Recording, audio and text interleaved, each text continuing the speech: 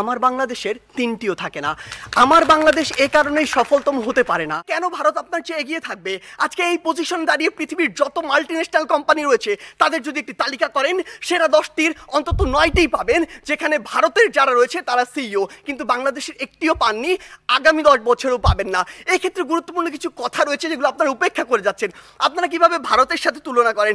একটু আগে একটি হাস্যকর কথা বলে গিয়েছেন যে ভারতে নাকি 0.2 মিলিয়ন অর্থাৎ মাত্র 2 লক্ষ মানুষ বিদ্যুতের সুবিধার কাছাকাছি যেতে পারেনি। আপনি একবার চিন্তা করেছেন ভারতের জনসংখ্যা কত? 130 কোটি জনসংখ্যার একটি দেশ, আর আপনি 17 কোটি জনসংখ্যা নিয়ে ভারতের সাথে তুলনা করছেন। আপনি যদি 17কে 130-এর সাথে তুলনা করে সে অনুযায়ী গুণ করতেন তাহলে দেখবেন ভারত আপনার চেয়ে অবশ্যই এগিয়ে রয়েছে।